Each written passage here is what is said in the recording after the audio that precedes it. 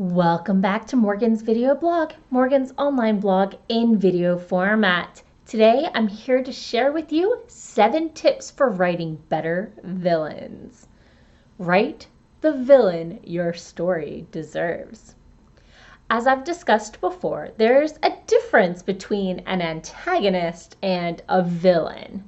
Your story doesn't need a villain, but if you're gonna have one, you should have a memorable one.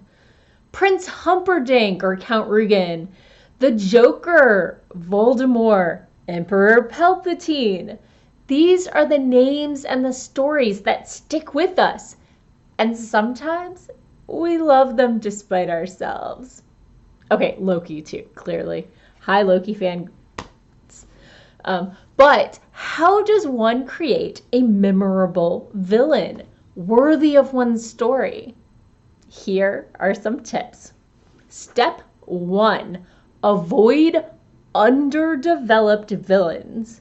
Remember, villains need to have their own lives. Outside of thwarting the protagonist, they need to be three-dimensional characters with motivations that make sense, even if you disagree with their decisions.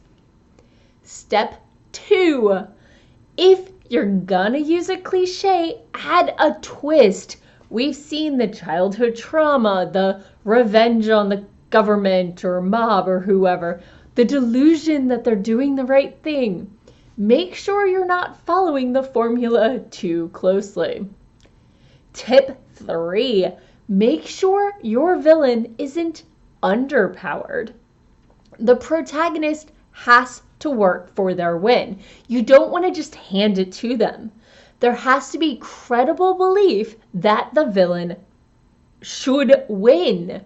Readers appreciate, while they're cursing at you, the anticipation and anxiety they experience in a narrow win, in a defeat that barely slips through their grasp and turns into a victory.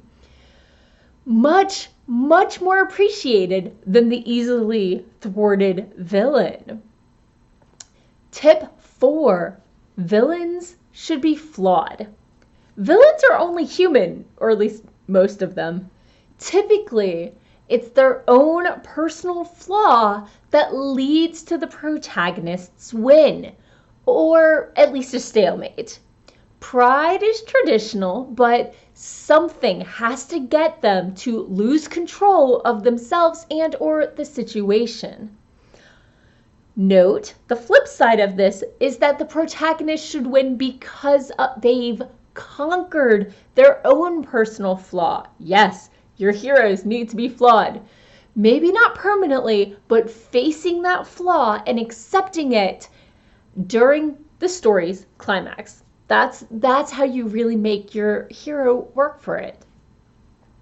Tip 5, villain doesn't need to mean evil.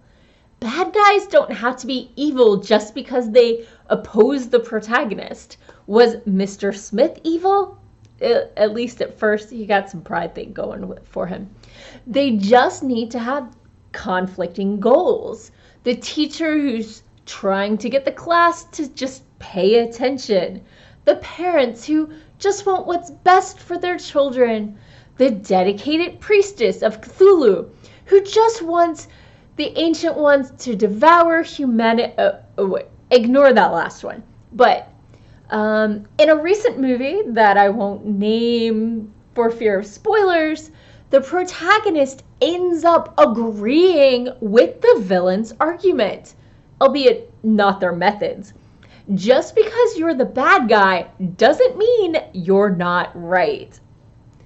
Tip 6, the villain doesn't have to be there in person. Often, your protagonist won't even know who they're up against when they first start on their journey. They just keep running into impediments or conflicts without finding out the source. And if they do know who's to blame, often it starts with just a little whisper, a rumor. Voldemort, Fisk, the Serpent Queen. Tip 7. The villain can be representational. Sometimes the villain isn't a distant bad guy. Sometimes the true bad guy is an organization, be it the government, the mob, or some other sort of societal aim.